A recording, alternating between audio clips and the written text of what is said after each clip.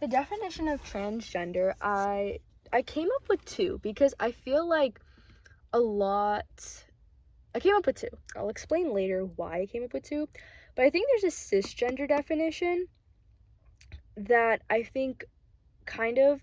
what the no side, people who talk about the definitions of lesbian plus the lesbian of like what it means to be a trans man, what they might define what they might define being transgender as, and then there's like a transgender definition that I feel like is more supported by the yes side. And needless to say, the reason why I said cisgender definition, it doesn't mean that you have to be cisgender to use it, but I say it's more of a queer patriarchal definition, and I'll get into what I mean by queer patriarchal definition later. But for right now, the cisgender definition of the queer patriarchal definition says that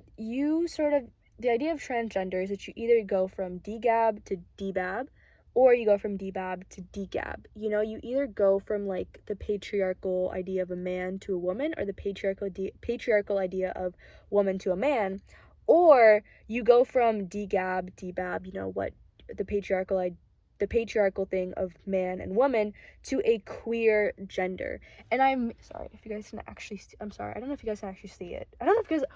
if you guys have been seeing the board at all this entire time.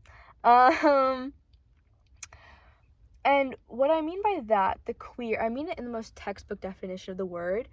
that they go from DBAB to, patriarchal idea of a woman plus patriarchal idea of a man, to just to something that's a gender that is not in the patriarchy, which is, I guess you could say, non-binary, genderqueer, there's so many, agender, we can make a whole list.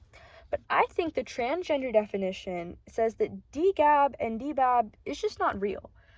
Gender is not a box, because I think the existence of transgender people, the existence of transgender people shows us that gender is not a solid, box, it's an unstable box.